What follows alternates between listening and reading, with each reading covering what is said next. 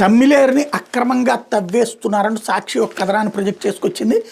ఇప్పటికే ఇసుకను ఆశాంతం తోడేశారు. ఇప్పుడు గ్రావెల్ మీద పడ్డారు. ఏలూరు జిల్లాలోని తమ్మిలేరుని ఇద్దరు టీడీపీ ఎమ్మెల్యేల ముఠాలు ఎడాపెడా తవ్వేస్తున్నారు. అది కూడా ఏరులోని గ్రావెల్ని కాకుండా గట్లను ధ్వంసం చేస్తున్న గమనార్హం. ఇద్దరు ప్రజాప్రతినిధుల మధ్య పచ్చ ముఠాలు పోటీపడి తవ్వకాలు చేపడుతూ విచ్చలవిడి విక్రయాలకు తెరదీశారు. పగలు రాత్రి తేడా లేకుండా భారీ జేసీబీలతో తవ్వి నిత్యం 100 లారీలో గ్రావెల్ని తరలిస్తున్నాడు. జలవనరుల శాఖ అధికారులు కానీ ఇటు రెవెన్యూ పోలీసు యంత్రాంగాన్ని స్పందించకపోవడం గమనార్హం. తెలంగాణలో ఖమ్మం జిల్లా పోతివారిగూడెంలో ప్రారంభమై 100 మైళ్ళ ప్రయాణంతో చింతలపూడి దెందులూరు నియోజకవర్గాల మీద ఏలూరు రూరల్ మండలం నుంచి ఏలూరులోకి ప్రవేశిస్తుంది తమ్మిలేరు. తూర్పు పశ్చిమ తమ్మిలేరుగా విడిపోయి కొల్లేరులో కలిసే శాశ్వత కాలవిధి. దశాబ్దాలకోసారి తమ్మిలేరుకు వరద వస్తుంది.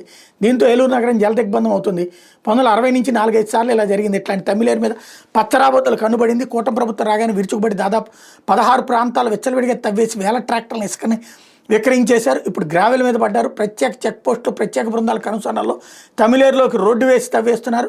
ఏలూరు శివారు పర్వత హౌసింగ్ వెంచర్ సమీపం నుంచి తమ్మిలేరులోని రోడ్డు ఏర్పాటు చేశారు. వెంచర్ వద్ద 4 మనుషులతో చెక్ పోస్ట్ పెట్టారు. అక్కడ పనిచేసే సిబ్బంది లారీ డ్రైవర్ల భోజన విరామం షిఫ్ట్లు మారే సమయంలో మినహా రోజులో 18 నుంచి 20 గంటల వరకు అడ్డగోలు తవ్వకాలు సాగిస్తున్నారు. భారీ జేసీబీలతో 10 అడుగుల గట్లను తవ్వి లారీలో నింపుతున్నారన్నటువంటి వార్తని హైలైట్ చేసింది.